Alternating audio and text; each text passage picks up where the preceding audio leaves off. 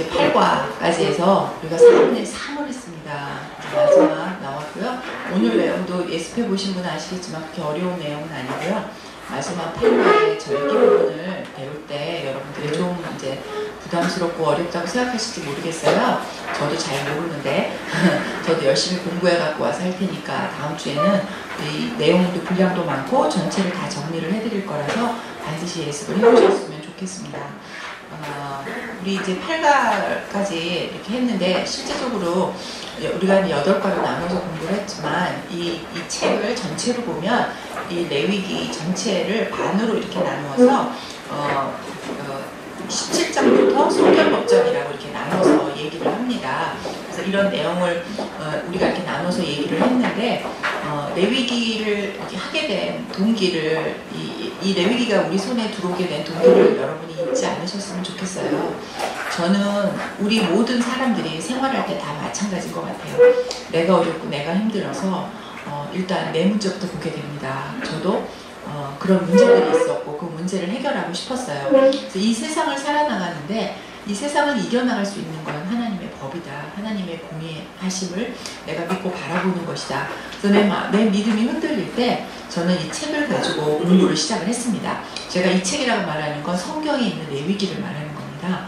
그걸 공부하다가 레위기 7장, 8장 이 부분에 들어가면서 하나님이 이 세상에 있는 이 타락한 세상에 대해서 정말 마음 아파하시는구나. 그걸 알게 됐어요. 그리고 이 세상을 바꿀 수 있는 게 과연 누굴까? 그러니까 제 문제에서 시작됐는데 그게 어느덧 하나님 마음에 내 마음이 가고 있다는 것을 나중에 알게 된 거죠.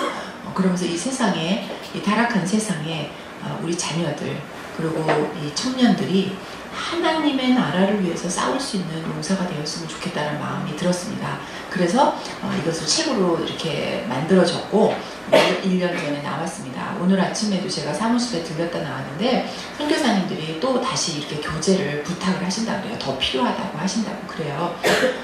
이 책을 처음 만들었었을 때 제가 우리 윤천서 선교사님도 그렇고 저도 그렇고 여러 번 얘기를 했었는데요. 제가 가는 곳마다 이 말씀을 드립니다.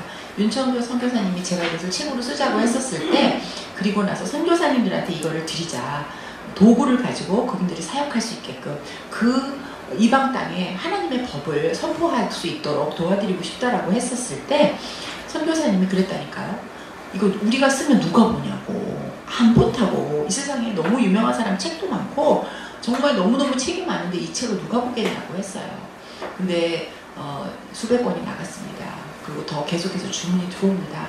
그래서 저는 우리는 너무 미약하고 아무것도 할 수 없는 존재예요. 그리고 상처투성이고 정말 좌절하고 있었을 때조차 하나님께서 그 상황에 주시는 하나님의 마음을 캐치하고 그것을 행동으로 옮길 때 하나님께서 나머지는 놀라운 역사를 보여주셔서 내가 거꾸로 감동을 하는 거야. 여러분은 모르시지만 저는 주문이 하나가 들어올 때마다 아니 그 생각이 나는 거예요. 아니 이거 아무도 안 본다고 그랬는데 아니 이거 정말 선교사님한테 드리고 싶었는데 선교사님도 이걸 왜 보실까요? 여러분도 이거 해보셨지만 읽고 공부하고 나눈다는 게 그렇게 쉬운 일은 아닙니다. 그런데 그렇게 기도했어요. 저희가 같이 공부하면서 에젤에서 기도했고 선교사님들이 그 땅을 축복하기를 바랬어요. 그러니까 우리 기도를 하나님이 응답을 하시는 거죠. 많은 사람이 기도하면서 안 믿고 내가 기도하면서 그걸 믿지 않고 기도한다잖아요. 그런데 그 일들이 일어나는 거죠. 제가 방송에서 어느 목사님 설교를 들었는데 그런 얘기를 하시더라고요. 어느 목사님이 그 옆에 예배당 옆에 뭐라 그러죠? 그 보고장 같은 거? 카바레? 뭐 이런 게 있어갖고 하도 막 떠들고 시끄럽고 막 사람들 술 먹는 사람이 있어서 불이 나든지 저기 망하든지 해서 이것이 없어지라고 이렇게 기도를 했대요. 성도들이. 근데 진짜 불이 났다는 거예요. 그랬는데 그 업주가 이 목사님을 상대로 고소를 했대요. 방송에서 제가 직접 들은 어느 목사님 설교에서 나오는 거예요. 그래서 이제 그 목사님이 불려갔는데 경찰서에서 너 때문에 우리가 이렇게 망했으니 네가 이걸 보상을 해라. 그랬더니 목사님이 아니 기도한다고 불이 나냐고. 불이 나려니까 나지. 화재 뭐가 잘못됐든가 그러지 왜 그걸 나탓을 하느냐 그랬다는 거예요. 그러니까 경찰이 보고 있다가 어떻게 이 업주가 목사님보다 믿음이 더 좋냐고. 이 업주는 당신의 기도에서 불났다는 걸 믿고 있다고. 근데 당신은 목사인데 기도한 당신을 믿지 않는다고. 제가 그 설교 내용을 보면서 우습기도 하지만 그것이 우리의 현실이 아닌가라는 생각이 들었습니다. 6주를 했습니다. 오늘 7주째예요. 이 8주간의 강의를 하고 또 에젤분들이 여러분이 이것을 가지고 세상을 변화시킬 수 있는 사람이 되기 위해서 기도했습니다. 저는 오늘 아침에도 커피숍에서 두 분 집사님, 원사님하고 교제를 하면서 여러분들을 생각하면 눈에서 눈물이 맺혀요. 하나님이 여러분에 대한 그 기대감이 저한테 전달이 되는 거예요. 오늘 송권 제일 아마 예습을 열심히 하신 분이 아마 송권사님이 아닐까 싶은데, 송권사님이 그러는 거예요. 우리는 아무것도 몰라서 이렇게 얘기하시는데 그게 아닙니다. 그 겸손함을 하나님이 사용하신다고 저는 믿어요. 제가 뭐 두 분이 신집사님하고 두 분이 너무 강력하게 우리는 아무것도 몰라서 그러는데, 그게 아니라 여기 저의 두 증인이 영집사님하고 이집사님 두 분이 증인이십니다. 제가 에젤에서 할 때도 이렇게 디테일하게 하지 않았어요. 네. 그런데 송권사님은 우리가 잘 몰라서 그렇게 디테일하게 해준다고 생각을 하시는데 그게 아닙니다. 여러분이 아이들을 가르칠 때 한번 생각을 해보세요. 저는 에젤은 저의 분신이나 마찬가지예요. 저랑 10년 이상을 훈련을 했고, 저희에 계신 분들은 굉장히 많은 이런 성경 공부라든가 그런 훈련을 굉장히 많이 했고, 저기 지금 두 분 앉아 계신 분들도 교회에서 다락방장 뭐 이렇게 맡은 일들이 큰 가정사역이라든가 아주 큰 사역들을 많이 맡아서 하고 계십니다. 그런 분들에게도 이렇게 제가 가르치면서 두 개가 다르다는 걸 느껴요. 그래서 여러분들 반드시 가르쳐 보셔야 됩니다. 가르쳐 보시면 그 집단 아니면 두 개인도 좋고요. 하나님의 마음을 여러분들이 읽으실 수가 있어요. 그러니까 저는 이 디테일하게 이렇게 하나하나 찍어주는 게, 여기 에젤 두 분이 계시고 이게 녹음으로 나가기 때문에 제가 참 말씀드리기가 뭐한데, 사실대로요. 제가 그냥 느끼는 감정은 몰라서 디테일하게 가르쳐 드리는 건 아니라는 거죠. 여러분들이 이것을 반드시 사용하실 때가 있다라는 생각이 듭니다. 그래서 여러분들이 가르치셨으면 좋겠어요. 저 이성민 집사님 저기 앉아 계시는데 저분이 이것에 대한 것을 맡아서 하십니다. 그래서 여러분들이 누구에게 한 사람을 가르치던 교회에서 특별히 여러분들이 청년들을 여러분들이 좀 가르쳐 주셨으면 좋겠는데요. 1대1이 됐던 두세 사람이 됐던 여러분이 가르쳐 주셨으면 좋겠고, 제가 오늘 저희 주보를 갖고 왔는데 선교사님을 위한 기도도 여러분들이 하셨으면 좋겠어요. 기도가 어렵지 않아요. 여러분들이 두세 사람이 모여서 우리가 이렇게 기도를 하겠다라는 마음을 갖고 계시면 우리 에젤에서 오셔서 여러분들에게 어떻게 기도 인도를 하는지 어떻게 하는지 가르쳐 드릴 거고요. 어렵지 않습니다. 선교사님 편지를 그냥 읽고 그냥 그 읽은 내용을 가지고 하나님께 올라가면 돼요. 그냥 읽어드리고 마음을 모아드리는 것만으로 이제 시작이 되는 것입니다. 이 책도 마찬가지입니다. 가르치실 때만이 여러분들이 그걸 아실 수 있고, 가르치실 때 하나님 마음을 여러분들이 아실 수 있어요. 그래서 하다못해 집에 있는 자녀가 됐던 남편이라도 손을 붙잡고 이거를 시작을 한번 해보셨으면 좋겠습니다. 다시 한번 저희가 정리를 해보도록 하죠. 레위기의 주제는 너무 많이 들어서 너무 많이 물어가고 이제 지겹죠? 네, 이게 왜 그렇게 여러분께 여러 번 물어보냐면 이것이 며칠 지나면 잊어버리게 되고요. 우리가 삶을 이렇게 거룩함으로 드린다는 게 쉬운 일은 아닙니다. 내가 거룩하니 너희도 거룩하라. 이것이 하나님이 여러분에게 주시는 것입니다. 그리고 이렇게 하나님이 거룩하시기 때문에 내가 너의 하나님 여호와라는 것을, 이 두 가지를 이 책에서 포인트로 이제 말씀을 하고 계시는데, 이 두 가지만 아신다면 여러분이 이 세상에 어떤 문제도 거뜬히 이겨나가실 수 있는 힘의 기초가 된다고 저는 생각을 합니다. 거룩한 백성에게 거룩한 삶을 살아갈 수 있도록 주신 것, 그 법이 바로 레위기입니다. 다시 한번 정리를 해보면 애굽에 몇 년 있었다고요? 네, 430년 동안 애굽 생활을 하다가 나왔습니다.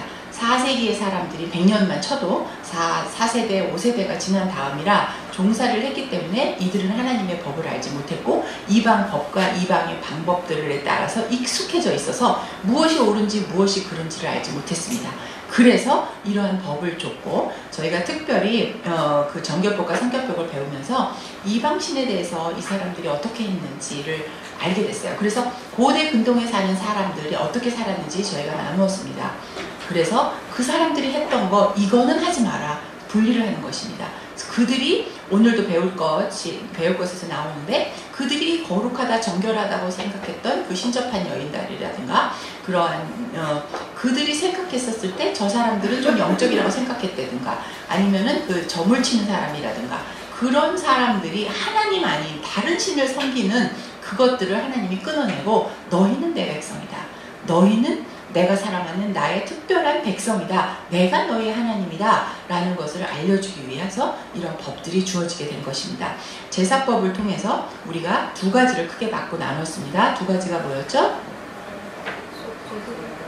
아니요. 크게 두 개로 나눈다면 자원제와 의무제 두 가지였습니다. 자원제는 세 가지. 자원제는 스스로 그냥 드리는 겁니다. 감사해서 또 나누기 위해서 드리는 건데요. 이 자원제의 세 개는 번제, 속제제, 화목제. 네. 그래서 이렇게 세 가지가 있고요. 그 다음에 뭐죠? 의무제 두 개가 있습니다. 속건제와 속죄제 이렇게 두 가지가 있었습니다. 그리고 이 죄 부분에서 하나님에 대한 죄와 또 이웃에 향한 죄에 대해서 갚으라고 이렇게 얘기를 했습니다. 그래서 이것을 통해서 하나님은 여러분들이 신학에서 예수님이 말했던 내 이웃을 내 몸같이 사랑하라는 것에 대한 것을 이 구약에서도 여러분이 찾아보실 수 있게 되는 것입니다. 사과에서 제사장에 대해서 나눴습니다. 이 제사장은 하나님께서 왕같은 제사장이라고 했습니다. 그 당시에 제사장이 그 백성들의 그 법 잘못된 것 그런 것도 나누었고요. 또 그 다음에 그 사람들이 모여서 살기 때문에 혹시 전염병이라든가 또 깨끗하지 않은 것들이 들어갔었을 때 그 사람들이 공동체적으로 전염이 될까봐 하는 그런 것들을 나눌 수 있는 것도 이 제사장이 했었습니다. 그리고 하나님의 말씀을 가르치고 제사를 드리고 하는 일들을 제사장이 맡아서 했었습니다. 그래서 이런 모든 일을 해야 됐기 때문에 제사장들은 실질적으로 일을 하지 않았고 11절을 통해서 이 제사장 그 그룹 레위 지파들은 먹고 살 수 있도록 하나님께서 다 챙겨주셨다고 되어 있습니다. 그래서 이 제사장들의 사명은 하나님이 부르신 거예요. 하나님이 그 모든 이스라엘 백성 중에서도 구별해서 또 이들에게 하나님의 법을 가르치도록 했습니다. 모세를 통해서 하나님의 말씀을 가르쳤고 이 제사장들은 7일 낮밤으로 어떻게 해야 되는지를 배웠습니다. 이 7일이라는 건 실제적으로 7일일 수도 있겠지만 이들은 속죄제와 자원제를 드림으로 자기 자신을 하나님께 먼저 제사로 자기 자신의 몸을 마음을 모든 것을 하나님께 드리는 그런 일들을 하게 됐습니다. 제사장이 갖고 있는 그 권한이 있었어요. 그걸 크게 세 가지나 네 가지로 나눴는데 저는 네 가지로 얘기를 하는데요. 우리 한번 얘기해 볼까요? 예배권, 축복권, 한결권, 양육권 이렇게 네 가지가 있습니다. 이 네 가지를 여러분이 아셔야 될 이유는 뭐냐? 여러분들이 이것을 사용하셔야 되기 때문입니다. 하나님은 이제 여러분 모두를 왕같은 제사장으로 사용을 했습니다. 이 왕같은 제사장이 자기의 직무를 다 하지 않았을 때 하나님께서 이것을 엄하게 다스립니다. 저는 분명히 말씀드렸습니다. 하나님이 여러분에게 주신 권한을 사용하지 않으시면 하나님은 그 대가를 여러분에게 물으신다는 것입니다. 그래서 이 제사장이 이 제사를 드리고 하나님의 관계가 먼저 우선이 돼야 되는 것입니다. 여러분도 사역을 하기 이전에 하나님하고 관계가 우선되어져야 됩니다. 여러분과 하나님과 관계는 무엇으로 그것을 확인할 수 있을까요? 어떻게 하나님 앞에 나아갑니까? 두 가지입니다. 네, 하나는 기도고 하나는 말씀입니다. 이것을 여러분이 양손에 갖고 계셔야 됩니다. 말씀을 묵상하시고 그 다음에 말씀대로 그것을 가지고 기도하는 것입니다. 저희가 선교사님을 놓고 기도할 때도 그날 내가 묵상하고 은혜 받은 그 말씀을 가지고 선교사님에게 우리가 하나님에게서 받은 그 축복권을 가지고 우리가 축복을 하면서 나아가게 되는 것입니다. 하나님의 말씀은 능력이 있습니다. 그래서 그 말씀을 가지고 사용을 할 때 우리의 말로 표현하는 것보다 훨씬 더 능력이 있게 되는 것입니다. 그리고 여러분이 기도할 때도 확신이 있어요. 하나님이 이렇게 말씀하셨기 때문에 그 말씀을 가지고 우리가 선교사님들을 위해서 또 우리 자녀들을 위해서 이 세상을 위해서 여러분이 선포하고 나아갈 수 있게 되는 것입니다. 오가에서 하나님은 우리 백성들을 이방인과 분리하기 시작을 합니다. 그래서 아까 말씀드렸던 것처럼 고대 근동에 그들에게 익숙해졌던 삶에 대해서 여러 가지 법을 주셨고 그 법을 통하여서 내 백성이 어떻게 구별된 삶을 살아야 되는지 정결법과 성결법 두 가지를 우리가 나누어 봤습니다. 정결법에서는 음식에 대한 것을 나눴어요. 그래서 하나님은 부정한 것과 부정하지 않은 것, 부정하지 않은 그 거룩한 것을 어떻게 구별해야 되는지 나누기 시작을 했습니다. 그래서 그러니까 여기서 좀 특이해야 될 것은 저주의 말들조차도 우리가 부정하게 된다는 것이죠. 그래서 여러분은 입술을 거룩하게 지켜야 됩니다. 여러분들 이사야서에서 보면 이사야가 처음에 사명을 받을 때 정말 나는 약한 자라 그렇게 하나님의 그 선지자 역할을 할 수 없다라고 얘기를 했습니다. 그런데 그 숯불을 가지고 그의 입술을 지졌을 때 그가 거룩하게 되는 것들을 여러분들 이사야에서 보실 수 있었습니다. 이와 같이 하나님은 여러분들을 사용하실 수 있어요. 여러분에게 부정한 것들이 있습니다. 말씀으로 정결케 되고 회개하면서 하나님 앞에 나가면서 여러분들은 정결한 마음으로 사역을 하셔야 됩니다. 정결하지 않은 채로 하나님 앞에 나아갈 때 제사장은 어떤 대가를 치러야 되죠? 무엇으로? 죽음이었습니다. 네. 이게 굉장히 엄한 법이에요. 여러분들이 레위기 우리가 공부 한번 해보자 하고 오다가 발목 잘못 잡힌 것 같으시죠? 그치시죠? 네. 하나님이 이렇게 여러분을 부르셨습니다. 여러분이 공부하고 싶어서 왔다고 생각하지 마십시오. 하나님이 여러분들을 사역자를 부르셨고 왕같은 제사장으로 사용하기를 원하셨고 하나님은 여러분을 정결케 하시겠다고 약속을 하시고 하나님이 여러분을 사용하시겠다고 이렇게 말씀하십니다. 내가 능력이 있어서가 아니에요. 저도 강의를 할 때마다 정말 두렵고 떨립니다. 강의도 해봤고 설교도 해봤고 배우기도 많이 했고 정말 많은 설교를 들었습니다. 그럼에도 불구하고 제가 이 자리에 감히 쓸 수 있는 건 내가 아니라 하나님께서 나를 통해서 여기 계신 분에게 단 한 가지라도 무엇인가 오늘 이 시간에 하나님을 경험할 수 있다면 하나님 감사합니다. 나를 사용해 주십시오 라는 마음으로 가지고 이 자리에 쓰는 거예요. 제가 할 수 있다면 여러분들도 하실 수 있습니다. 많은 분들이 제가 여기서 가르치는 입장이기 때문에 홍정이를 할 수 있는데 나는 못해 라고 생각을 하시면 여러분은 하나님의 능력을 제한하시는 것입니다. 아멘이십니까? 잘 안 들려요. 아멘이십니까? 네. 아멘. 여기 녹음이 됐습니다. 여러분 한 사람도 빼놓지 않고 지금 아멘으로 말씀하셨습니다. 이들을 할례라는 것을 통해서 이들을 이렇게 특별하게 구별을 했습니다. 이 할례 자체가 백성을 거룩하게 하는 것이었나요? 아닙니다. 할례는 하나의 도구일 뿐입니다. 하나님의 구별, 살점을 띄어내서 이 피로서 그들 자신을 드리는 이것은 어떠한 행위적인 거지 그 율법을 자발적으로 하나님의 백성이 지켜야 하는 것이지 강제가 아닙니다. 이스라엘 백성들이 모두가 할례를 했고 이것은 그들의 믿음의 고백인 것입니다. 여러분 마음의 할례를 하셔야 되는 것입니다. 어떤 할례를 하시겠습니까? 어떤 것을 버리시겠습니까? 한번 생각해 보실 필요가 있다고 생각을 해요. 이것이 신약시대에 와서 할례는 무엇으로 바뀌었죠? 여러분이 다 받으셨어요. 네, 맞습니다. 세례입니다. 이 세례는 그리스도를 내 삶의 구주로 고백하는 행위인 것이죠. 세례, 그 당시에는 이제 요새는 그냥 물로 이렇게 머리에다가 이렇게만 하기도 하지만 이제 침례를 해서 생각할 수 있는데요. 물속으로 이렇게 들어가면서 죽음을 경험하는 거죠. 물속에 들어가면 우리가 숨 쉴 수 없잖아요. 그래서 그 사망의 권세에 있던 우리가 세례를 통해서 자유로운 공동체의 인원으로 in Christ 됐다는 것이죠. 그래서 세례를 통해서 우리는 새 사람이 되었습니다. 그런데 그런 것을 행위적으로만 아까 할례와 마찬가지입니다. 세례를 받았다고 해서 우리가 거룩하게 되는 것이 아니죠. 여러분은 주님의 보혈의 피로 매일매일 거듭나는 삶을 사셔야 되는 것입니다. 피부병에 대한 얘기가 굉장히 많이 나왔어요. 이것은 공동체의 건강과 안전을 지키기 위한 하나님의 아주 세밀하신 이렇게 구체적인 하나님의 사랑을 여러분이 이 피부병을 다루는 것을 통해서 공동체를 다루는 걸 통해서 또 그리고 누가 간다고요? 이 아픈 환자를 보기 위해서? 맞습니다. 제사장이 가요. 그래서 때로는 이렇게 생각해 볼 수 있어요. 내가 아프고 힘들었을 때 하나님이 찾아오신다는 것이죠. 여러분을 찾아오시고 여러분이 회복될 수 있도록 함께 지켜주시고 여러분이 회복되어서 다시 사역을 할 수 있도록 하나님께서 여러분을 지켜주신다는 것이죠. 예수님이 지금 여러분 시대에는 거룩과 속된 것의 기준이 되는 것입니다.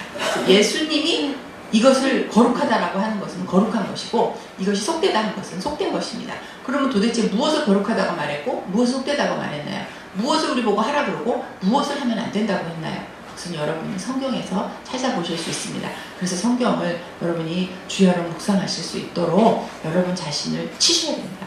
크리스천이 된다는 삶은 사실은 어떻게 보면 물론 우리가 영생에 또 천국에 대한 소망을 가지고 있지만 사실은 힘든 작업이에요. 고난, 고통에 내가 스스로 나를 그렇게 묻는 것입니다. 그래서 크리스찬은 물론 사단의 공격도 있지만 하나님께서 여러분을 훈련하시는 것도 있고 이 세상에서 이 고난 속에서 여러분들이 승리를 할 수 있는 여러분이 준비되는 그러한 과정이 아닐까라고 생각을 합니다. 성결법에서 나는 여호와 너희 하나님이다 라고 이야기를 합니다. 그래서 여기 우리가 책에서 그 과거 악령들과 그 고대 근동에서 했던 그 많은 그 신들이 좋아하고 또 그들의 어떤 의식에 치렀던 이런 음식을 먹지 마라 라고 얘기하는 건 그들이 그런 그 음식 자체가 부패하거나 부정하다는 게 아니라 모든 음식은 하나님께 왔지만 이것이 그들이 그들의 그 우상에게 섬겼던 그 재물이기 때문에 그것을 부정하니 먹지 마라라고 얘기를 하는 것입니다. 신약에 와서 여러분들이 그 베드로를 통해서 이것을 보실 수 있었죠. 하나님께서 부정하지 않다라고 얘기하는 것은 먹어야 되는 것입니다. 베드로가 잠깐 실수했었죠. 바울이 올 때 이방인들과 같이 식사를 하다가 피했습니다. 그래서 바울에게 베드로가 책망을 받는 그런 일들이 있었습니다. 기억이 나시죠? 그리고 레위기 17장에서 20장 그것을 볼 때 매일매일 삶을 통해서 우리가 거룩을 예배로 드린다라는 것을 우리가 한번 돌아보았습니다. 그리고 우리 지난주 시간에 우리가 했었던 것이 그 대속죄일에 대한 것이었습니다. 그래서 왜 이것을 가운데 넣느냐, 앞에 그 제사장에 대한 이야기와 일반 회중에 대한 이야기 사이에 이것을 넣어서 대속죄일을 우리가 어떻게 지내야 되는지. 대속죄일은 1년에 몇 번 있다고요? 한 번 있습니다. 이 한 번 대속죄일에 이 지성소에 대제사장만 들어갈 수 있게 되는 것입니다. 그래서 이때에 우리가 해결되는 죄는 어떤 죄들이 다루어질 수 있죠? 네, 그렇습니다. 모든 죄입니다. 그래서 대속죄일이 지나가면 모든 죄가 하나님 앞에서 구속이 되고 있습니다. 이 대제사장이 들어가서 지성소에서 의식을 할 때 회중들은 무엇을 하고 있었습니까? 네, 금식을 하고, 네, 기도를 하고 자신이 회개를 합니다. 그래서 온전한 제사, 진심을 담은 이 회개를 통하여서 이들이 거룩함을 다시 회복할 수 있게 되는 하나님의 또 다른 은혜의 방법이라고 생각을 합니다. 우리가 아사셀에 대한 것도 배웠습니다. 그래서 아사셀은 이제 악의 대표로, 그래서 악에서 온 그것을 낭떠러지로 이 염소를 이제 보냄으로 인해서 악의 것은 악으로 돌려보낸다라는 것을 우리가 배웠습니다. 오늘 제사장 먼저라는 타이틀로 레위기 21장부터 23장까지 23장 3절까지밖에 안 돼요. 그래서 21장, 22장 2장이에요. 짧아요. 제가 읽어오시라고 부탁을 드렸는데요. 이 정결법과 성결법에 대한 것들을 우리가 이제 배웠었어요. 그런데 여기서 지금 왜 이 제사장인가? 왜 제사장에 대한 것을 하나님이 이렇게 더 다루셨는가? 바로 이 이야기는 바로 여러분들의 이야기입니다. 그죠? 하나님이 여러분들을 왕같은 제사장이라고 부르셨다고 했어요. 왜 제사장이냐면 제사장은 두 가지 역할을 하게 됩니다. 제사장의 두 가지 역할이 뭔지 예습하시는 분들 한번 답답해 보시겠어요? 제사장은 백성을 대표해서 하나님 앞에 서는 자이기도 하고 또 하나님의 말을 백성에게 전하는 중간 역할을 하는 사람들이 제사장이었습니다. 그 중에 아론이 대제사장으로 이곳에 있게 되는 것이죠. 그렇기 때문에 보통 백성들보다 더 높은 도덕성과 정결함과 거룩이 요구되는 건 당연한 것이죠. 여러분을 하나님께서 리더로 세우신다면 여러분은 더 많이 거룩함과 더 많은 정결함과 더 많은 말씀 묵상과 더 많은 시간을 기도에 할애하고 또 그것뿐만이 아니라 내 마음을 온전히 24시간 하나님께 채널을 열어드리는 거예요. 근데 이게 습관이 잘 안 되신 분들은 하나님이 말씀하신 걸 잘 몰라요. 저는 이제 그렇게 느껴졌는데 라디오 채널 있잖아요. 라디오를 틀 때 라디오 채널을 맞추려고 그러면 이게 어떻게 돼요? 칙칙칙 하잖아요. 이게 딱 맞아요. 그리고 그 다음에 라디오를 잘 안 듣던 사람들은 이게 어떤 채널이 있는지 잘 모르잖아요. 그럼 그것을 이렇게 조절을 해줘. 그다음 계속 보다가 이 시간에 어떤 프로그램이 있다. 그러면 거기에 딱 그냥 맞춰놓잖아요. 여러분들 드라마 좋아하셔서 보시죠?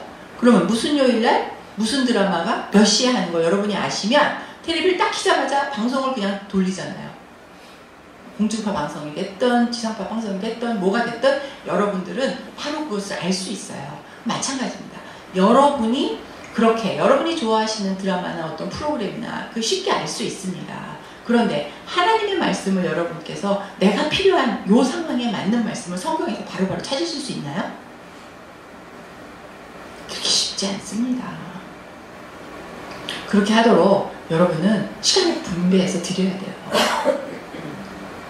막 우리나라 그러잖아요. 뭐 축구, 뭐 올림픽 이런 거 할 때는 길거리에 사람이 하나도 없대잖아요. 그죠? 다 그 시간을 알고 들어가서 그냥 장사가 안 될 만큼 모든 사람이 다 그거 하는 거예요. 아시잖아요. 또 한 달에 한 번 갯날 이런 거 안 잊어버리시죠? 네. 여러분 오늘 이 수요일날 아침 10시 여러분 잊지 않고 오시잖아요. 그건 뭐죠? 내가 마음에 그것을 우선순위를 두기 때문입니다. 하나님이 여러분을 우선순위를 두고 계십니다. 여러분에게 하나님은 얼만큼 우선순위가 두고 계시는지 그것을 여러분들이 이 과를 통해서 아셨으면 좋겠습니다. 제사장은 어떻게 살아야 되는가, 종교적으로 어떻게 살아야 되고 그들의 실제적인 삶은 어떻게 되는가, 그것을 오늘 돌아보도록 하겠습니다. 테마 1 보도록 하죠. 이 제사장의 삶, 레위기 21장을 크게 두 부분으로 나눠서 설명을 하고 있는데요. 자, 레위기 처음에 1장부터 15장까지, 그 다음에 17절부터 마지막까지 23절까지는 두 가지로 크게 나누는데, 앞에 부분은 뭐에 대한 이야기죠? 21장 1절부터 15절까지는 뭐에 대한 이야기죠? 해오신 분 대답해 주세요. 아론의 자손입니다. 제사장에 대한 이야기예요. 아론의 자손은 너는 이렇게 이렇게 해라. 그리고 그 중에서 제일 중요한 게 또 누구라고요? 좀 더 중요한 사람, 대제사장이죠. 대제사장인 아론에 대한 이야기가 17절부터 23절까지 이렇게 구분이 되었어요. 이렇게 7절로 따로 구분해서, 이 성경에 한 절도 굉장히 중요한데 7절이나 할애를 해서 대제사장인 아론이 어떻게 하라는 것, 이것만 보더라도 여러분이 성경을 볼 때 구조적인 것도 보라고 했고 계속 반복되는 것은 중요한 걸 강조한다고 했죠. 근데 이렇게 이 성경에서 이 7절이나 할애할 만큼 이렇게 대제사장이 어떻게 해야 된다는 것을 얘기를 한다는 건 하나님한테 이 부분이 굉장히 포션이 크다는 얘기죠. 그러면 하나님이 여러분을 대제사장으로 불렀다면 여러분에게도 하나님이 이렇게 하시고 싶은 말씀이 많다는 거예요. 근데 여러분이 이게 성경을 보셨으면 알지만 이 내용은 내가 너를 사랑한다 어쩌다는 그런 사랑 고백의 이야기가 아닙니다. 무엇을 하고 어떻게 살아라는 이야기예요. 그러니까 하나님이 이 세상을 여러분에게 주셔서 이 세상에 하나님의 대언자로, 하나님을 대표해서 이 세상에서 하나님의 말씀을 전하는 자로 세우셨을 때 여러분이 해야 될 것과 해서는 안 될 것에 대해서 하나님은 이렇게 중요시 다룬다는 것을 이 그냥 구절로만 봐서도 알 수가 있는 거죠. 성경을 공부하실 때 이렇게 나누어서 다른 성경을 보실 때도 아 이게 뭐에 대한 이야기구나.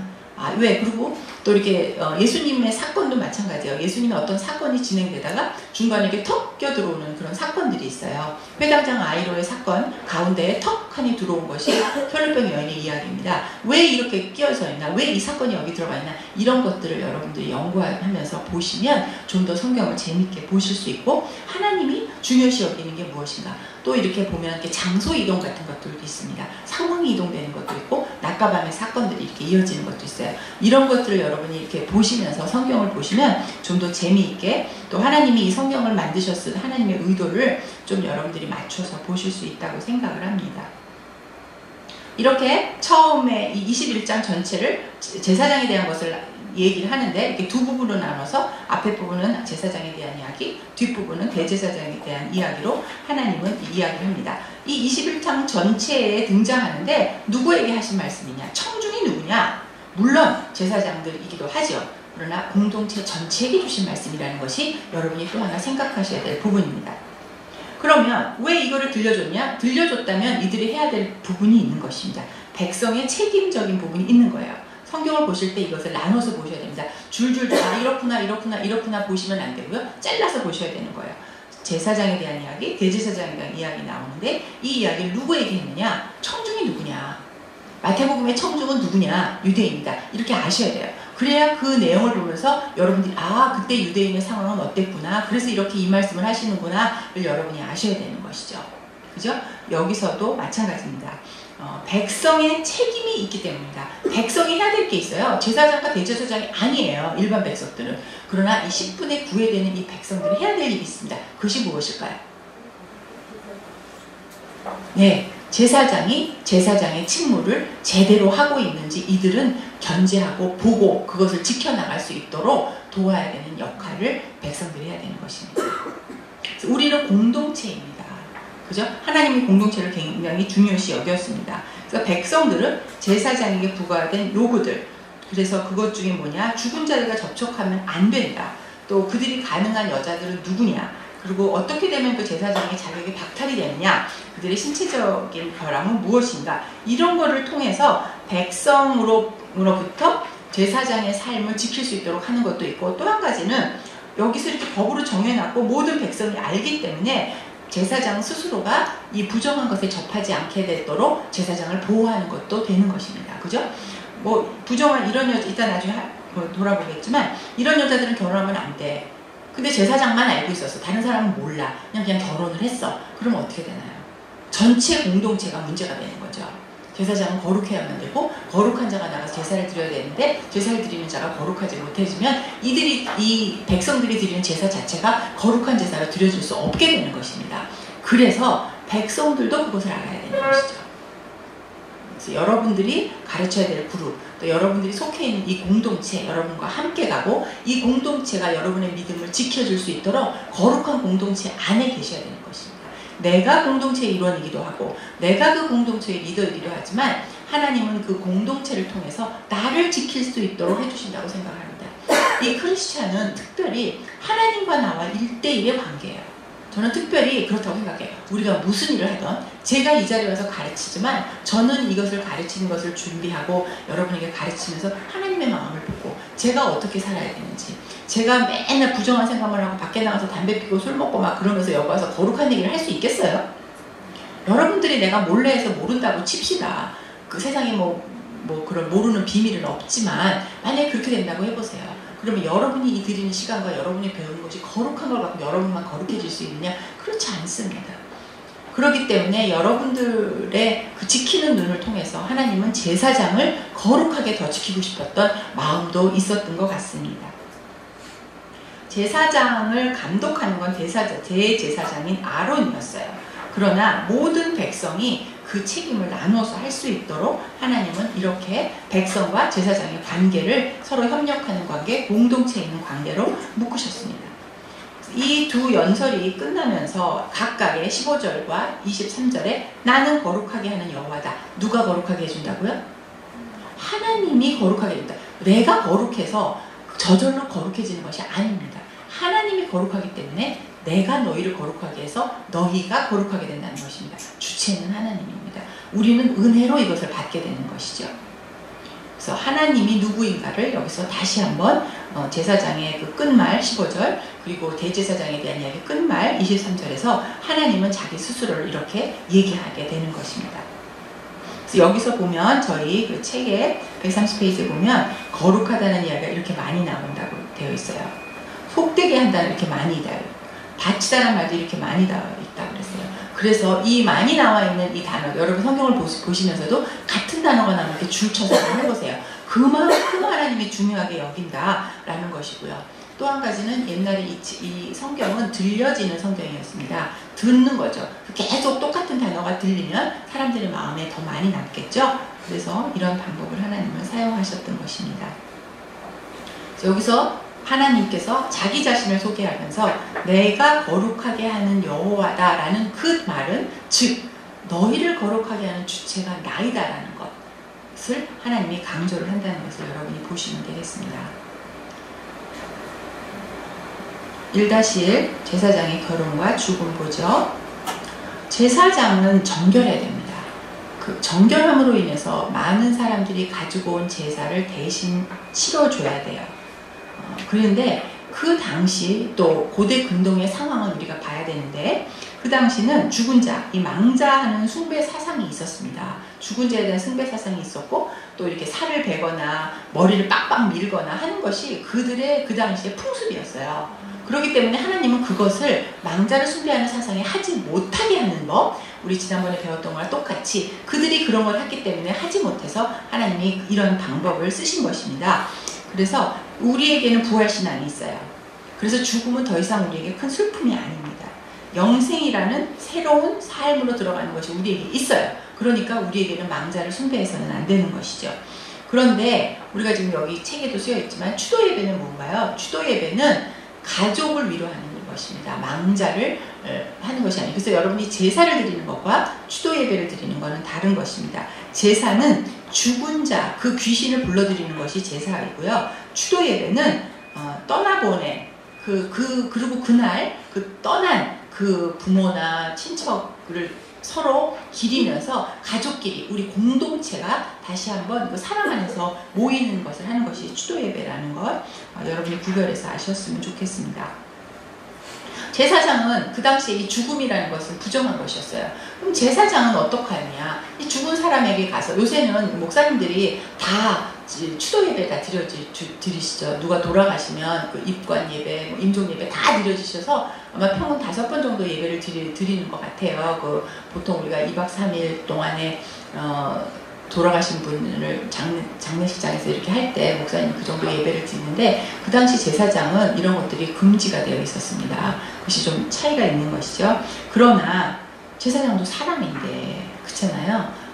하나님 앞에 나아가지만 하나님이 이렇게 플렉서블하게 그 상황에 맞춰서 하나님이 이렇게 여유를 주신다는 것 이게 정말 우리의 입장에서 하나님 생각해 주신다는 또 하나의 하나님의 그 융통성 있는 하나님을 우리가 볼 수 있는데요. 그게 뭐냐면 부모나 자녀나 형제나 또 이게 또 미묘한 게 얼마나 감사한지 모르겠는데 미혼인 누나, 동생, 여자 동생이요. 누가 돌볼 사람이 없잖아요. 그래서 이런 가족들은 제사장이 죽음으로 인한 부정에서 허락이 된 것이었습니다. 그 외에 다른 친척이라든가 다른 사람에 대한 것은 말하자면 장례식에 참석할 수 없게 되었던 것이죠. 그것이 그 당시에 제사장의 것이었습니다. 이렇게 죽음에 대한 그 애도하는 것에 대해서도 하나님이 이렇게 구체적인 것을 우리의 생활 삶에서 아주 구체적으로 하나님은 그렇게 그 이방에 있었던 그들을 하나님의 법으로 이렇게 계속해서 이끌어간다는 것을 여러분들이 보시면 되겠습니다. 그러면 제사장은 누구하고 결혼을 해야 되는가? 여러분이 여기서 가장 먼저 숙고해야 될 부분은 그거예요. 그 당시에는 레위 지파들이 따로 있었죠. 그렇죠? 제사장은 이것이 우리가 선거를 했나요? 그 당시 제사장은 어떻게 뽑혔나요? 하나님이 이렇게 선택을 했나요? 아닙니다. 네, 선지자는 그 어려운 시기 때 하나님이 그를 선지자로 세우셨어요.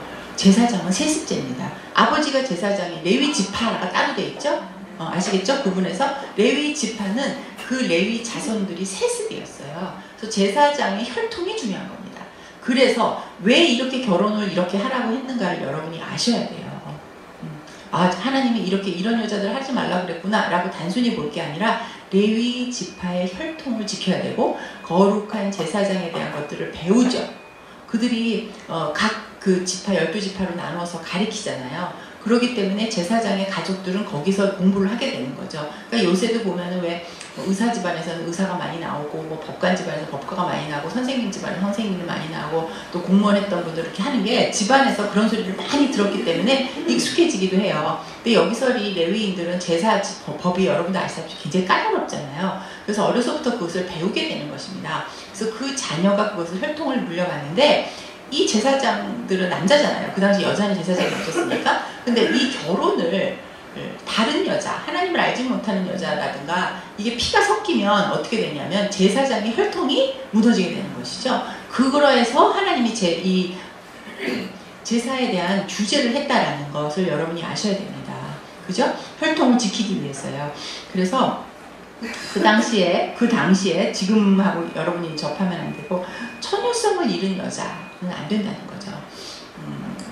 그 옛날이니까 뭐 지금도 마찬가지겠지만 처녀성을 잃은 여자는 안 되고 신전 창녀들 제가 지난번에 말씀드렸죠. 신전 창녀들은 그곳에서 성 접대를 함으로써 그 이방신을 섬기는 일을 했었어요. 그러니까 누구신지 알 수가 없는 거죠. 그래서 씨를 보존하기 위해 신전 창녀는 안 되고 또 이혼을 당한 여자는 안 된다고 되어 있습니다. 이혼을 하면 되겠네요, 그죠? 웃자고 하는 소리입니다. 네, 그래서 이런 여자들은 안 된다. 왜? 누구의 자식인지 모를까봐 이렇게 했다는 것을 여러분이 아시면 됩니다. 그가 제단에서 의식을 집례할 수 없게 되는 것입니다. 이렇게 되면. 그래서 여기 그 질문 9가 굉장히 중요한데요. 창세기 4장과 5장을 읽고 각각에 등장하는 사람들의 특징을 적어보세요. 4장은 가인의 계보입니다. 창세기 5장은 아담의 계보예요. 그래서 에녹, 이름이 똑같아요. 그죠? 에녹이 여기 한번 나오고 창세기 5장에도 나오고 또 그 무두사엘과 무두셀라가 나오고 라멕은 똑같이 이름이 나옵니다. 같은 이름을 통하여서 하나님이 이렇게 하신 데 의도가 있으실 거예요. 그죠? 여러분이 그거를 찾아보시면 되겠습니다. 에녹은 자기 자신과 자기의 삶을 자기를 자기에게 드려. 그죠? 그러니까 자기가 왕이야. 우리도 그런 거죠. 자기밖에 모르는 사람들 있잖아요. 자기가 신이에요. 근데 창세기 5장에서 나온 이 에녹은 아마 여러분들이 보통 알고 있는 에녹이 아마 이 에녹일 거예요. 하나님과 동행하고 자신을 하나님께 드렸던 사람입니다. 이름이 같아요. 이 한 사람의 이 창세기 4장에 나오는 가인의 후 계보에서 나오는 이 에녹은 자기밖에 몰라. 그런데 창세기 5장 아담의 계보에서 나온 것은 이렇게 자신을 하나님께 드리는 에녹이었습니다. 창세기 4장에 나오는 그 무두사엘은 지옥의 사람, 욕망의 사람으로 표시가 되어 있어요. 그리고 이 라멕은 똑같이 이름이 라멕인데 이 창세기 4장에 나온 이 라멕은 억압하는 자고 성경에서 인류 최초의 일부 다처제를 한 사람이 바로 이 라멕입니다. 그런데 또 창세기 5장에 나온 이 라멕은 노아의 아버지입니다. 그래서 이 믿음의 계보와 그 다음에 믿음이 아닌 그 가인의 계보의 사람들로 통해서 이렇게 나오게 되는 건데 이 일부 다처제가 이 라멕을 통해서 나오게 되는데요. 이 가인의 후예와 아담의 계보를 통한 이 하나님의 백성들의 삶을 이렇게 두 장으로 나눠서 여러분들이 비교해 보실 수 있습니다. 가인의 후예들은 자신들만의 문화, 소외된, 단절된 이런 데서 자기 자신을 섬기는 사람들, 그래서 아기를 대표하는 이런 사람들이 되고요. 여기서 나오는 그 라멕은 아내가 둘이 있는데 그 이름이 하나는 아다이고 하나는 실라예요. 근데 아다라는 이름은 치장을 하고 예쁜, 우리 요즘에서도 청년들이 많이 이쁜 여자들을 선택하잖아요. 그죠? 이쁘면 다 돼. 이쁘면 다 용서가 돼. 그죠? 네. 이다예요. 그리고 실라라는 말은 성적으로 매력이 있다는 것입니다. 자, 이 두 이름의 뜻을 통해서 여러분은 무엇을 보실 수 있을까요? 굉장히 세상적이다. 여러분들은 배우자, 여기 다 결혼을 하신 분들만 있으신 것 같으니까 그러면 여러분들의 자녀들의 배우자는 어떤 사람을 여러분 생각하고 계시는지 다시 한번 생각할 수 있는 좋은 기회라고 생각해요. 제 앞에 정면에 계시니까 정지현 집사님도 딸이 두 분이신데 내가 생각할 때 사회의 기준 무엇이라고 생각하십니까? 집사님이 제일 중요시하는 사회의 기준이 뭐예요? 딸이 곧 시집갈 나이가 됐어요. 네. 딸을 사랑해줘야 되고요. 그쵸. 네. 그 두 가지가 드셨습니다. 가장 중요하면 엄마가 자녀들에게 그것이 전수가 돼요. 그러면 자녀들도 자기의 배우자를 정할 때 그것이 됩니다. 그것이 교육이에요. 그래서 믿는 자의 가정에서는 저런 이야기들이 되는 것이죠. 내 딸을 사랑해주는 건 당연하죠. 그러나 하나님을 경외하지 않는 자라면 안 되는 겁니다. 그러면 뭐 전도를 해서라도 교회를 나와서 세례를 받고 그리고 결혼을 하던 아니면 정말 교회 안에서 믿음 안에서 또 믿음에 있는 또 부모님이나 또 친척을 통해서 믿는 사람들이 선택이 되기도 하고 또 저런 집에 있는 딸은 누가 소개할 때 그 집 엄마, 그 집 아버지 굉장히 교회에 열심이고 그 집은 하나님을 공경하는 사람들을 사이로 맡기를 원한데 너 믿음이 좋구나, 너 저 집 딸하고 이렇게 한번 해봐라 이렇게 얘기를 하잖아요. 그래서 이 세상의 기준으로서도 하나님이 부족하지 않은 사람을 채워주시겠지만 그것이 기준이 아니라 여러분이 해야 될 것은 하나님의 기준을 맞춰야 된다는 것이죠. 이렇게 기준의 그 위가 아름답고 예쁘고 성적으로 매력이 있는 사람, 요즘 어떠면 이 세상에 있는 청년들이 원하는 바가 아닌가라고 생각을 합니다. 그러면 청년들이 이렇게 원한다면 자매들은 또 어떤가요? 자매들도 남자들의 스펙을 보고, 요즘은 남자들도 키 작은 남자는 장가를 못 가요. 네? 일단 남자들도 외모가 충출해야 되고, 돈도 있어야 되고, 유학도 갔다 와야 되고, 스펙도 있어야 되고, 거기다가 믿음도 좋은 남자를 찾아야 되니 이게 교회에 있는 자매들이 시집을 못 가는 겁니다. 그런데 믿음이 있는 남자를 먼저 구하는 것과 다 있는데 나중에 믿음도 있어야 되고라는 것과는 이건 굉장한 차이죠. 우리 정기사님처럼 그렇게 믿음이 있는 사람을 먼저 이렇게 취하는 그런 여러분의 그 주위에 있는 청년들이 그렇게 된다면 아까 말하는 것처럼 이 제사장의 혈통을 지켜나갈 수가 있게 되는 것입니다. 여러분들이 이 교회에 있는 청년들을 그렇게 가르치고 또 그렇게 거룩한 백성으로 만들 책임이 있으십니까? 없으십니까? 있어요. 네, 대답을 크게 해주셔서 감사합니다. 있습니다. 있는데 그러니까 그 일을 하시겠습니까? 안 하시겠습니까? 네, 다 한다고 그랬습니다. 네, 목사님 이 테이프를 꼭 들으시고 이분들을 잘 활용해서 이 청년들을 믿음의 청년들로, 이 세상을 바꾸는 청년들로 만들어 주시기를 바랍니다.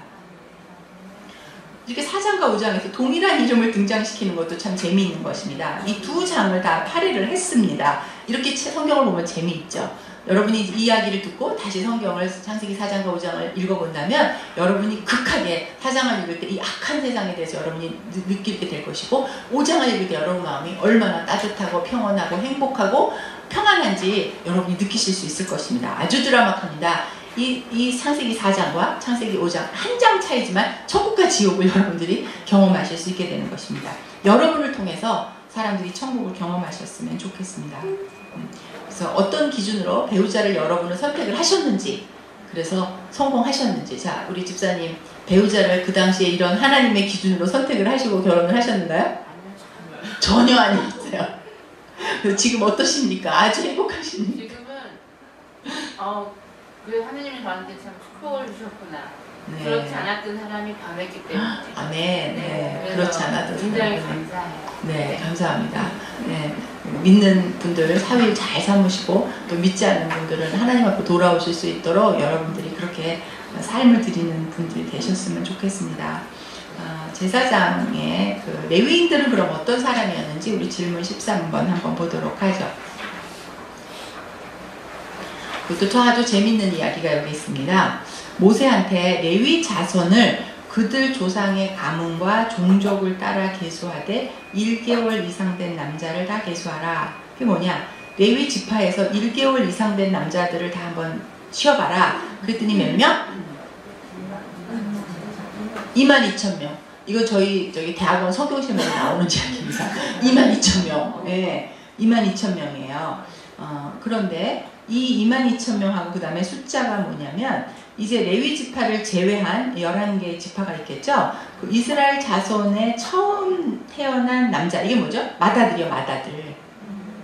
각 지파에서 맏아들 숫자, 나머지 남자들 말고 맏아들만, 그러니까 firstborn male of the children이라고 영어로 돼 있어요. 아이들 중에 첫 번째 태어난 그 맏아들의 숫자가 몇 명이라고요? 22,273명. 비슷하죠. 이렇게 해서 하나님이 레위 지파를 대표하셨다는 거죠. 그래서 모든 민족의, 그러니까 모든 부족의 맏아들은 첫 소생이잖아요. 이 첫 소생을 대표하는 게 레위 지파라는 얘기입니다. 여기에 이런 심오한 뜻이 있는 것입니다. 그래서 레위인들이 이스라엘 모든 초태생, 첫 그 맏아들, 우리가 제사 지냈을 때 첫 곡식, 그죠? 첫 양, 첫 소생 드렸죠. 그래서 레위 지파도 이렇게 구분해서 드려진 존재라는 것을 여기서 알아보실 수 있게 되는 것입니다. 이런 심오한 뜻이 있었습니다. 네. 그렇다면 이거 여러분에게 한번 적용을 해보시죠. 여러분은 어떠십니까? 그렇게 구별되어 계십니까? 많은 사람들이 있어요. 교회 안에서도 하나님이 여러분을 선별했습니다. 이렇게 구별해서 하나님의 일을 감당하도록 여러분에게 직무를 주셨습니다. 자, 이제는 그것은 여러분의 책임입니다. 다시 한번 말씀드리죠. 제사장이 제사장 일을 하지 않으면 어떻게 된다고요? 네, 죽음으로 모르신다고 했습니다. 여러분이 다 알고 계시는 것입니다. 여기서 보면 하나님 레위인을 하나님께 요제로 드렸다고 해요. 우리 요제는 배웠어요. 요제는 어떻게 하는 거라고요? 이렇게 흔들어서 드리는 건데 사람을 어떻게 흔들어요? 히브리어 말에 보면 이 단어의 원어의 뜻이 워헤이니라는 말로, 이거는 히브리어인데 특별한 기부금으로 드리다 라는 뜻이에요. 그래서 이렇게 아까 말씀드렸던 것처럼 이렇게 구별해요. 이렇게 초태생을 대표하는 이렇게 특별하다라는 뜻으로 요제를 드렸다고 하는 것입니다. 그래서 이것은 하나님께 드리는 기부금과 같은 그렇게 소재로 드렸다. 소재는 곡식이잖아요. 그죠? 예. 그렇게 여러분이 생각하시면 되겠어요. 근데 여기서 보면 제사장은 정결해야 되잖아요. 부정하면 안 되잖아요. 흠이 없는 우리가 제물을 드렸잖아요. 그러니까 제사장이 그 모든 백성들을 대표하는, 말하자면 제물인 것이죠. 거룩한 제물인 것이죠. 그러니까 험이 있어도 돼요, 안 돼요? 안 돼요. 왜냐면 하나님은 험 없는 제물만 받으셨잖아요. 그랬기 때문에 신체적으로 험이 있으면 안 돼요. 그래서 이 흠이 뭐냐? 시각장애라든가 다리를 전다든가 뭐 외적인 어떤 큰 상처가 있다든가 이런 사람은 제사장의 직무를 할 수가 없었어요. 그러나 이 지파에 있는 사람들은 다른 사람들이 그들을 먹일 수 있도록 했습니다. 그래서 이것이 또 하나의 하나님의 은혜죠. 이들이 먹고 사는 데는 지장이 없게 하셨습니다. 그러나 그 친구는 결론적으로 말하면 다른 사람이 할 수 있도록, 신체적인 질병이 있거나 신체적으로 이렇게 흠이 있는 사람들은 그 하나님께서 그들을 구별해서 돌보긴 하셨으나 이런 제사의식은 하지 못하도록 하셨습니다. 그래서 여러분들이 만약에 하나님이 주신 이 사역을 하지 않으신다라는 얘기를 하면 여러분은 뭐 신체적으로 흠이 있거나 뭐 정신적으로 문제가 있거나 뭐 이제 그렇다고 스스로 하시는 거라고 생각하면 돼요. 다 웃으시는군요. 제사장을 위해서 거룩한 음식이 구별됐어요. 그러니까 제사장은 먹는 음식도 구별됐습니다. 거룩한 음식을 제사장만 먹어요. 그래서 다른 사람은 먹으면 안 돼요. 우리가 그 성결법과 정결법 배울 때도 그랬잖아요. 거룩한 것을 취하면 그거에 대해서 물어내야 되는 그것도 우리가 배웠어요. 그럼 도대체 뭐가 거룩한 음식인지 한번 보도록 하겠습니다. 레위기 7장 31절에서 34절까지 나오는 것은 뭐죠? 화목제물을 할 때 제사장이 목을 따로 꿰었죠. 그러니까 그건 다른 사람이 먹으면 안 돼. 네, 맞습니다. 오른쪽 뒷다리. 그것은 제사장만 먹어야 되는 거예요. 다른 사람이 먹으면 안 돼요. 민수기 18장에서 보면은 첫 번째 수확물을 이들이 드렸어요. 그래서 일부는 불에 태우고 일부는 제사장의 몫으로 나눠준다. 그러니까 여러분들이 앞에서 배웠던 제사장이 취하라. 모든 제사에서 제사장 몫으로 취한 것들은 제사장만 먹어야 된다. 그거를 내가 그냥 나눠 먹으면 안 된다. 이렇게 여러분이 알고 계시면 될 것 같아요. 정결한 짐승의 첫 새끼, 그 다음에 11조를 제사장에게 드렸잖아요. 그래서 이거는 제사장의 몫입니다.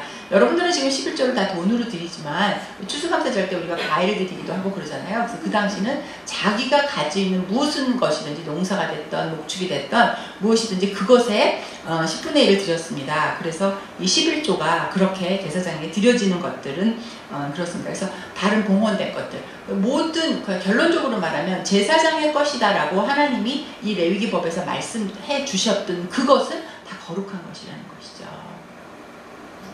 그래서 여러분이 그 성찬식 할 때도 처음에 그냥 빵이지만 목사님께서 그것을 안수하면 그것이 거룩한 빵이 되는 것이고 예수님의 살과 피를 대변하는 것이 되는 거잖아요. 그래서 이것도 마찬가지입니다. 제사장이 구별해서 제사 드릴 때 안수를 하잖아요. 그것으로 인해서 이것이 이제 거룩한 음식이 되는 것입니다. 그래서 이 거룩한 음식은 제사장만 먹을 수 있게끔 되어 있었습니다.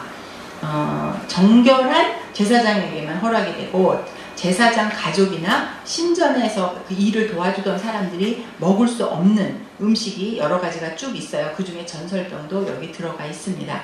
다윗이 배가 고플 때 그 진설병을 먹었다라는 이야기가 나오는데 그것도 하나님이 봐주시잖아요. 그러니까 하나님은 안 된다고 하시지만 상황에 맞춰서 하나님이 그것에 대해서 이렇게 융통성을 베풀어 주시는 분이라는 것을 여러분이 또다시 알 수 있게 되는 것입니다.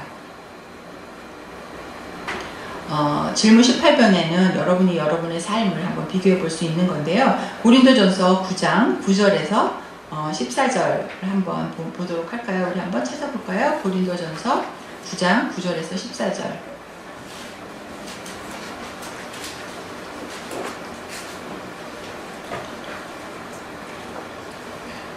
우리 한번 읽어주실래요? 당신이 율법의 곡식을 따라 떠는 그에게 마음이 시르지 않을까 기록하였으니 하나님께서 어찌 소를 위하여 염려하십니까? 오로지 우리를 위하여 말씀하시니 아니냐. 과연 우리를 위하여 기록된 것이 대입한 가는 자는 소망을 가지고 가며 곡식 떠는 자는 함께 얻을 소망을 가지고 떠는 것이라. 우리가 너희에게 신령한 것을 뿌렸은즉 너희의 육적인 것을 거두기로 과하다 하겠느냐. 다른 사람들도 너희에게 이런 권리를 가졌거든. 하물며 우리 일가보니라. 그러나 우리가 이 권리를 쓰지 아니하고 범사에 찾는 것은 그리스도의 복음에 아무 장애가 없게 하려 함이로다. 네, 자, 이거 지금 이제 바울이 쓴 얘기입니다.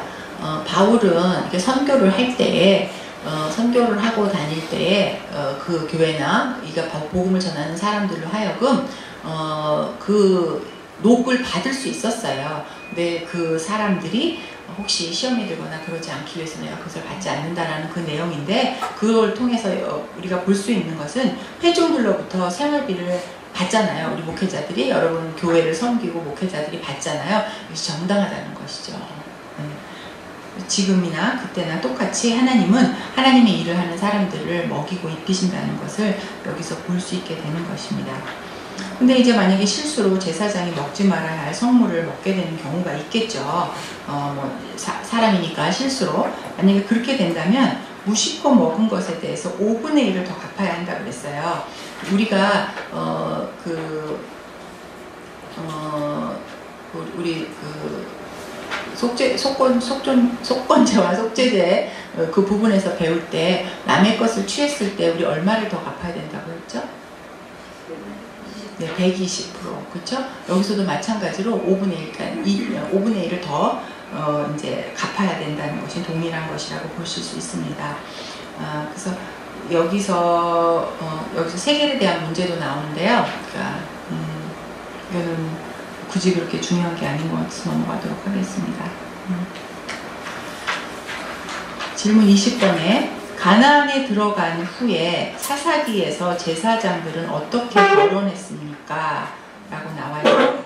여기서 먼저 보면 이 사사기에서 많은 사람들이 사사를 세운 이유가 뭐냐면 사람들이 자기 멋대로 했다 그랬어요. 그러니까 자기 멋대로 자기가 옳다고 생각한 대로 마음대로 행했기 때문에 하나님께서는 사사를 세웁니다. 그 사사를 세워서 그 사사를 통해서 하나님의 뜻을 밝히게 되는 것입니다. 그런데 여기서 이 사사들이 거룩하게 되고 또 이렇게 그 당시에는 제사장들이 있었는데 제사장이 아까 말했던 이 자기의 그 직분을 제대로 사용하지 못하게 되는 것이죠. 그래서 하나님은 사사를 통해서 말씀을 하게 되는데 여기서 이제 두 가지 예가 나와요. 그 유다 베들레헴의 레위 청년, 이 청년이 레위 부족이니까 백성들이 아까 말했던 그 회중들이 이들이 먹고 살 수 있도록 해줘야 되는데 그렇게 못한 거죠. 그러니까 유랑을 하게 되는 것이고 그래서 하나님의 제사장이 거지가 되는 그러한 비참한 상황이 사사기 17장에 나와 있습니다. 그래서 이 이야기를 통해서 제사장을 이 당시 이 회중들이 이 백성들이 어떻게 대우를 했는지, 그래서 이 레위인들이 어떤 삶을 정말 이렇게 비참하게 살았는지를 여기서 보여주게 되는 것이죠. 여기서는 미가의 집에서 우상을 섬기는 제사장으로 그들이 아는 거는 제사 드리는 것만 배웠어. 그러니까 어떻게 하겠어요? 여러분 갑자기 양을 치라고 하면 여러분 양 칠 수 있겠어요? 못 쳐요. 그죠? 제사장의 것만 배웠어요. 그러니까 그리고 자기에게 뭐 주는 게 없으니까 뭐 아무것도 없어요. 양도 없고 뭐도 없어. 갖다 바치는 것도 없어. 당장 먹고 살 게 없어. 그러니까 이들이 알고 있는 그 제사 드리는 법을 통해서 우상에게 제사 드리는 것으로 이렇게 타락을 하는 경우가 여기서 보게 되는 것입니다. 그래서 이 백성이 타락하고 제사장의 타락은 분리가 될 수가 없습니다. 이게 또 역설적으로 얘기하면 제사장이 자기 직분을 잘 감당해야 됩니다. 그 회중을 잘 가르쳐야 돼요. 양육권이 있었잖아요. 그들을 가르치고 잘못된 것을 제대로 훈계해야 됩니다. 그렇지 않으면 이렇게 회중이 타락하게 되고 그 타락하게 된 그 회중으로 인해서 그들이 또 마땅히 해야 될 것을 하지 않기 때문에 제사장이 또다시 자기의 또 직무를 제대로 할 수 없게 되는 이런 악순환의 고리가 만들어지게 되는 것입니다. 그래서 여러분들도 하나님이 여러분에게 주셨던 그 책무를 잘 감당하고 양육함으로 인해서 교회가 번영할 수 있도록 여러분의 역할을 잘 감당해야 된다는 것을 이 글에서 보면 알 수 있게 되죠. 그래서 교회 공동체의 거룩, 목회자, 사역자 이런 것을 책임을 맡은 자, 리더들 이것은 이렇게 분리가 될 수 없다는 것이죠. 이게 돌고 도는 것입니다. 여러분이 리더 역할을 잘 감당하면 교회가 변화될 수 있다고 생각을 합니다. 여러분 교회에 여러분들이 지금 여기 모인 숫자가 10분의 1 정도 된다면 여러분을 통해서 하나님은 하나님이 하고자 싶은 그 말씀을 여러분을 통해서 하실 수 있게 되는 것이죠. 여러분들이 그 책무를 하면 교회가 번영을 하게 된다는 것 잊지 않으셨으면 좋겠습니다. 그러면 신약에서는 어떻게 이것이 다루어지는지 한번 보도록 하겠습니다. 구약의 제사장은 절대적인 지도권을 가졌죠. 백성을 지도했고 양육했고 재판권을 가지고 옳고 그름을 판단을 했고 제사를 드리고 했습니다.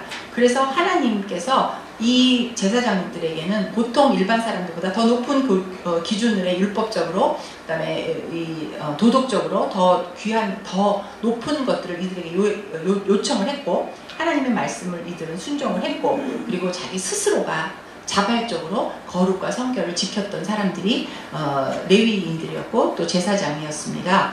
지금은 어떻게 되는지 질문 21번 창을 쫙 해오신 분도 있고 책이 허하신 분도 있고 막 그러시네요. 이거는 여러분들이 하실 수 있습니다. 별로 어렵지 않으니까 성경 구절을 찾아서 체크를 해서 답을 채우시면 되겠습니다. 질문 23번 밑에를 한번 보도록 하죠.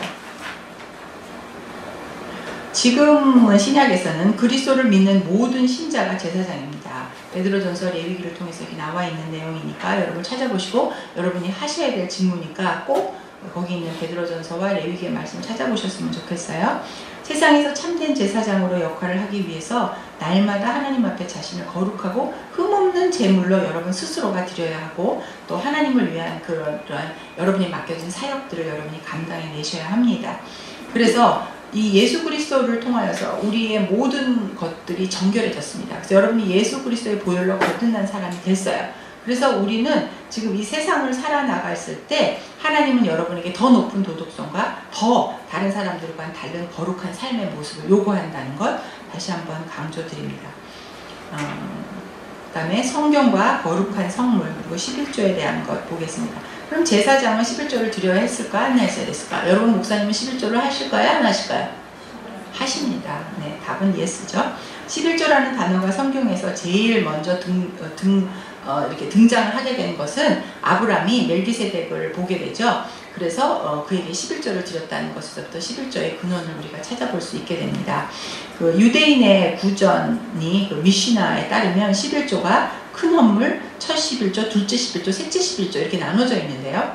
큰 헌물은 모든 처음의 거예요. 첫 곡식, 포도주, 기름, 양털 같이 자기가 한 것에 제일 첫 번째 것을 드리는 것을 큰 헌물이라고 했어요. 첫 11조는 이 제일 먼저 드렸던 거를 이미 드렸으니까 나머지가 있겠죠. 그 나머지의 10분의 1을 드리는 것이 11조입니다.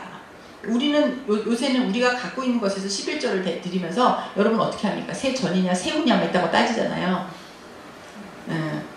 넉넉히 드리면 넉넉히 여러분에게 더 많은 것을 부어주실 거라고 저는 생각을 합니다. 그러니까 이렇게 첫 번째 거는 다 하나님께 드렸고 그 다음에 그 나머지 것에 대한 10분의 1을 11조로 드렸습니다. 근데 이 둘째 11조라는 건 뭐냐면 그 첫 11조를 제외내고 또 나머지 부분이 있을 거잖아요. 거기에 대한 10분의 1을 번제로 드렸습니다. 그런데 이 번제를 3년마다 한 번씩은 그걸 번제로 드리지 않았어요. 그래서 그것을 가지고 가난한 사람을 도왔습니다. 3년에 한 번씩은. 이렇게 해서 하나님은 끊임없이 하나라도 낙오되지 않도록 또 이렇게 못 먹어서 힘들지 않도록 이웃을 돌볼 수 있도록 하나님이 법으로 제정해 놓으셨다는 것을 여러분이 여기서 보시면 되겠습니다. 신명기에서는 밭에서 나는 모든 것의 10분의 1, 곡식, 기름, 포도주 이런 것들을 이들은 둘째 11조라고 드렸던 것이죠. 그래서 이렇게 하나님께는 이분들이 이렇게 대충 보면 여러분들은 11조보다 더 많죠? 그죠? 확실히 11조보다 많습니다. 이것을 통해서 여러분들은 이것을 내가 넣어야 되냐 말아야 되냐 11조 내고 나서 그 다음에 또 무슨 비전 헌금 걷고 또 뭐 감사 헌금 내고 이거를 해야 되냐 말아야 이렇게 막 머리 복잡하게 생각하지 마세요. 더 많이 드릴 수 있다면 여러분에게 축복인 것이죠. 늘 더 많이 드리고 싶은데 부족해서 못할 수도 있겠죠. 또 여러분이 이렇게 어디에 드러내고 등록이 되지 않고 이름으로 돼서 여러분이 이제 연말 정산을 받으시는데 그렇게 안 되고 선교사님이 오시거나 또 어떤 목회자가 있거나 또 여러분이 손을 대접하거나 하는 이런 모든 것들이 또 이렇게 지금 이 세상을 살아나가는데 여러분의 이 둘째 11조, 셋째 11조가 된다고 생각합니다.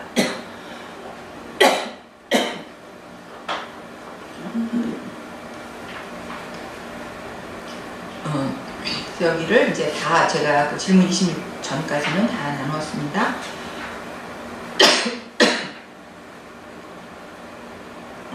테마 2, 종교적인 삶의 시작을 보도록 하겠습니다.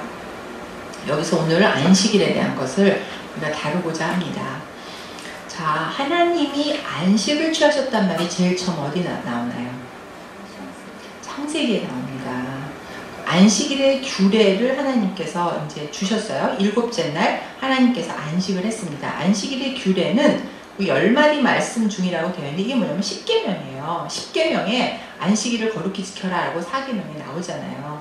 그렇죠? 그래서 이렇게 10계명에도 하나님께서 안식일을 거룩히 지키라는 말을 여기서 해줬는데 이것이 안식일을 지키는 것을 통해서 내가 하나님을 믿는 크리스찬이라는 여러분의 고백이 되는 것이죠. 이 안식은 말 그대로 쉬는 날입니다.